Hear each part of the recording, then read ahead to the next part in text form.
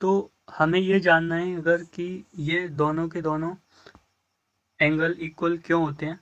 तो इसके लिए हमें एक बहुत बेसिक प्रिंसिपल समझना पड़ेगा जिसे लाइट फॉलो करती है। उसको बोलते हैं formats principle of least time. Hello everyone, आज का हमारा टॉपिक है लॉज ऑफ रिफ्लेक्शन। ये लॉज ऑफ रिफ्लेक्शन बेसिकली दो होते हैं। कुछ लोग ज़्यादा भी बताते हैं बट एनसीईआरटी दो लॉज के बारे में बात करती है। इसमें पहला लॉ होता है angle of incidence is equal to angle of reflection. Angle of incidence होता है the angle made between incident light ray and the normal. जो इस प्लेन मिरर सरफेस पे, रिफ्लेक्टिंग सरफेस पे हम जो नॉर्मल खींचते हैं, ये नॉर्मल होता है। 90 डिग्री का जो एंगल बनाती हुई जो लाइन होती है at the point of incidence, ये पॉइंट ऑफ इंसिडेंस होता है जहाँ पर इंसिडेंट लाइट रे आकर के गिरती है। तो लाइट रे, इंसिडेंट लाइट रे और नॉर्मल के बीच का जो एंगल होता है वो एंगल ऑफ इंसिडेंस, और जो रिफ्लेक्टेड लाइट रे और नॉर्मल के बीच में होता है वो एंगल ऑफ रिफ्लेक्शन होता है। तो ये दोनों इक्वल होते हैं।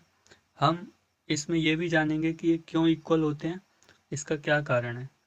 और सेकंड लॉ ये कहता है कि जो हमारा इंसिडेंट लाइट रे है और जो रिफ्लेक्टेड लाइट रे है और normal drawn at the point of incident, ये सारे के सारे एक ही प्लेन में लाई करते हैं। तो यहाँ पर आप ये प्लेन देख सकते हो। इस प्लेन में अगर ये लाई कर रहे हैं तो इसका मतलब ये है कि ये एक वर्टिकल प्लेन है। वर्टिकल प्लेन में आकर के अगर वो गिर रही है इस मिरर के ऊपर, तो इसका मतलब ये है कि ये जो प्लेन होगा ये वर्टिकल प्लेन होगा। और अगर ये तिरछा एंगल बना करके आ रही है तो ये तिरछा प्लेन होगा। इट डिपेंड्स कि, लेकिन ये तीनों एक ही प्लेन में रहने इसलिए ज़रूरी हैं क्योंकि जो एंगल बनता है वो हमारा प्लेन में ही बनता है।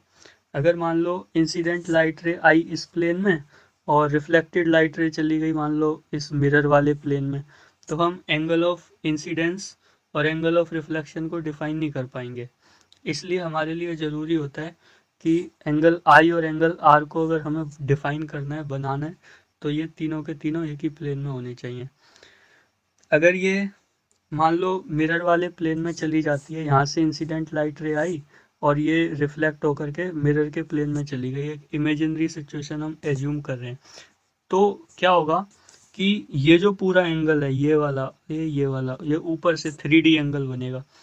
तो ये तो हमारा मतलब 2D एंगल ही नहीं है, 3D तो हम सॉलिड एंगल पढ़ते हैं जब जा कर के हमारा 11th में आता है।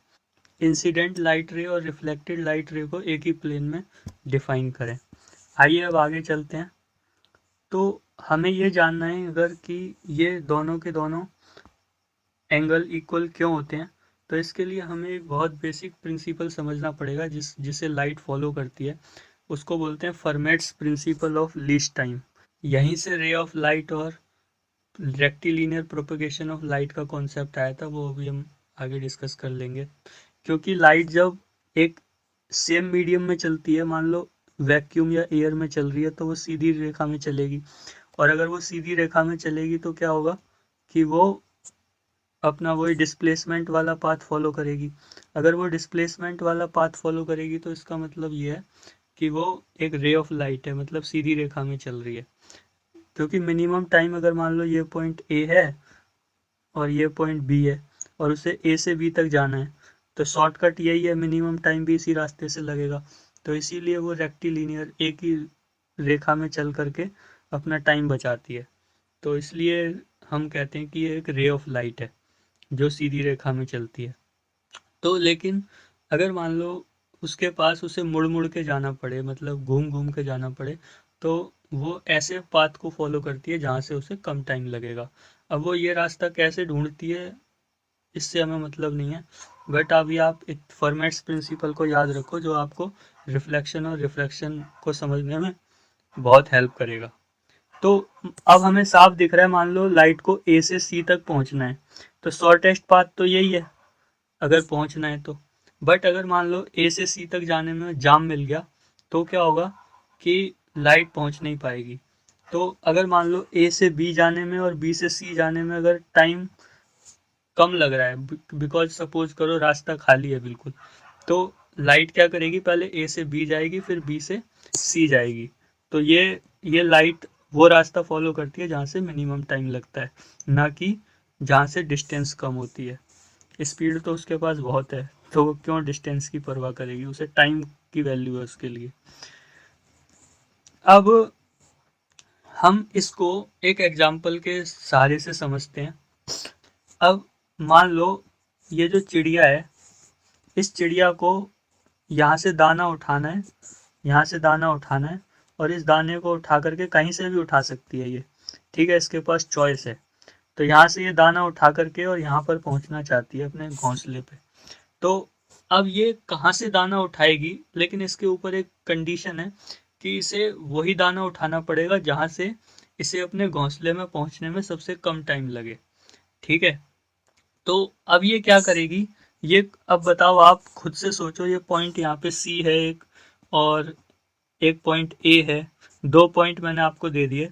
अब ये पहले सी से उठाएगी और फिर डी पे, यहाँ पे डी पे जाएगी, ये जो पॉइंट है ना डी है ये, और यहाँ पे बी है।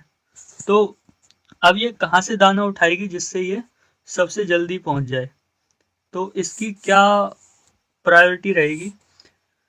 तो अभी हम अगर इसे जाने कि ये कौन सा मिनिमम रास्ता पड़ेगा इसके लिए, तो पहले हम ये देखते हैं कि सपोज करो हमने डी का रिफ्लेक्शन जमीन के नीचे एफ मान लिया। हम ज्योमेट्री से सॉल्व कर रहे हैं इसको। हमने डी का रिफ्लेक्शन नीचे एफ मान लिया। अब क्या होगा कि जो हमने एफ माना है वो एफ हमारे लिए डी ही है, मतलब जमीन के नीचे डी पॉइंट है। अब हमने क्या करा, एफ को बी से मिला दिया, ये अब ये जो लाइन है सीधी लाइन है ये बिल्कुल। तो क्या होगा कि ये पॉइंट ए से होकर के गुजरती है, ये जो पॉइंट ए है ना, ये आपको दिख रहा होगा। तो ये जो है ये पॉइंट ए से होकर के गुजरती है, ये बिल्कुल सीधा सीधा लाइन है। मैं यहाँ पे ए लिख देता हूँ। अगर मान लो हमने जब डी इसका नीचे रिफ्लेक्शन ले लिया है, तो अब मान लो पहले चिड़िया सी पे आई, उसके बाद में ये एफ पे आई, तो ये बराबर बैठेगा इन कंपैरिजन टू कि वो पहले सी पे आई और फिर डी पे गई। तो अब आप बताओ कि उसे कहाँ वो जल्दी पहुंचेगी, अगर उसकी स्पीड सेम है, मतलब सी तक जाने में, फिर एफ तक जाने में, या फिर बी से ए तक आने में, फिर एफ तक आने में, कहाँ से उसे कम टाइम लगेगा।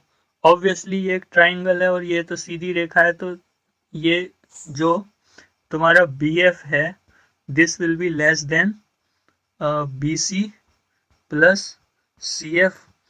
तो अगर यहाँ पर डिस्टेंस कम होगी तो क्या होगा कि उसे कम टाइम लगेगा, क्योंकि स्पीड तो चिड़िया की वही है जो फिक्स है। अब ऐसे में हमें क्या समझ में आता है कि जो लाइट है वो कौन से पाथ को फॉलो करेगी, लाइट ऐसे पाथ को फॉलो करेगी जहां से उसे कम टाइम लग रहा होगा, है ना। तो अब इसके लिए हमें ये समझना होगा कि जो भी हम यहाँ पर प्रिलिमिनरी कंडीशन लेकर के चल रहे हैं मिनिमम टाइम वाली, वो केवल इसी रास्ते से फॉलो हो रही है, जो जो रास्ता यहाँ ए से होकर के जाता है। तो ये जो पॉइंट है हमारा बीच में ए, ये जो पॉइंट है ये इसी पॉइंट से, मतलब पहले चिड़िया ए पर आएगी, उसके बाद में ये डी पर जाएगी। तो होपफुली आपको यहाँ तक समझ आया होगा। अब हम थोड़ा आगे बढ़ते हैं। वो ये है कि अब इस चिड़िया को बिल्कुल लाइट मान लो आप, ये बिल्कुल लाइट है और कुछ नहीं है ये। तो अगर ये लाइट है तो लाइट का भी यही काम होता है कि वो पहले बी से ए पे आए और फिर ए से डी पे जाए। तो अगर ऐसा हो रहा है तो अब हमें पता है कि ये जो लाइन है, ज्योमेट्री थोड़ा मैं यूज़ करूँगा यहाँ पे, प्लीज़ थोड़ा कोऑपरेट करना। यहाँ पर ये जो लाइन है ये इसके बराबर है, ठीक है, हमको पता है क्योंकि हमने यहाँ पे इसका रिफ्लेक्शन लिया है ऊपर वाले पॉइंट का। ये वाली लाइन इसके बराबर होगी, है ना, ये वाली जो लाइन है ये इसके बराबर होगी। अगर ए इसका मिड पॉइंट है ई जी का, तो क्या होगा कि ये क्या बन जाएंगे, कॉन्ग्रुएंट टाइप के ट्राइंगल बन जाएंगे। तो इनका ये वाला एंगल और ये वाला एंगल बराबर होगा, है ना, क्योंकि एक साइड इनमें कॉमन है, ये भी कॉमन है। ये एंगल 90 है, ये भी एंगल 90 है, तो ये क्या बन गए, कॉन्ग्रुएंट ट्राइंगल बन गए। ये इसे एक नाम दे दो, इसे दो नाम दे दो। तो अगर ये कॉन्ग्रुएंट ट्राइंगल बन गए तो ये वाला जो एंगल है, ये देखिए, ये वाला और ये वाला, ये दोनों बराबर हो जाएंगे। और अगर ये बराबर हो जाएंगे तो क्योंकि ये पूरे का पूरा 90 है और ये दोनों बराबर हैं, तो आई किसके बराबर हो जाएगा, आर के बराबर हो जाएगा। तो ये वाला एंगल और ये वाला एंगल दोनों बराबर होंगे, और हमको यही प्रूव करना था, है ना, एंगल आई बराबर एंगल आर। तो इससे हमने क्या कंक्लूजन निकाला, ये वाला एंगल बराबर हो जाएगा इसके। तो क्योंकि लाइट, इसको आप दूसरे तरीके से भी कर सकते हो, डिफरेंशिएशन के मेथड से भी कर सकते हो, वो मैंने यूज़ नहीं किया है क्योंकि मुझे यहाँ पर मेरा उद्देश्य था ताकि हर बच्चे को समझ में आ जाए। कुछ बच्चों को डिफरेंशिएशन आता नहीं है, उसमें मैं मैक्सिमम मिनिमा यूज़ करता है, क्योंकि लाइट मिनिमम टाइम फॉलो कर रही है, तो उसका डिस्टेंस के रिस्पेक्ट में डिफरेंशिएशन करके वहाँ से हम क्या करते कि जो हमारा ये D T by D x है उसको हम जीरो के बराबर रख देते, तो क्या होता कि हमारा वहाँ से भी निकल के आ जाता आई बराबर आर। बट यहाँ पे डिफरेंशिएशन सबको आता नहीं है, मैक्सिमम मिनिमम सबको आता नहीं है, इसलिए मैं ज्योमेट्री का यूज़ किया है ताकि हर बच्चा समझ ले। और इसके साथ साथ अब हम ये देखेंगे कि ये जो हैं ये तीनों के तीनों ऐसे प्लेन में लाई करते हैं जहाँ से ये एक 2D 2D प्लेन में आ जाए तीनों के तीनों, इंसिडेंट लाइट रे, रिफ्लेक्टेड लाइट रे और नॉर्मल। तो होपफुली आपको अभी ये इतना समझ आया होगा। अगर आपका अभी भी कोई डाउट रह गया है तो मुझे कृपया आप कमेंट सेक्शन में बता सकते हैं और उसे मैं सॉल्व करने की पूरी कोशिश करूँगा। Thank you very much.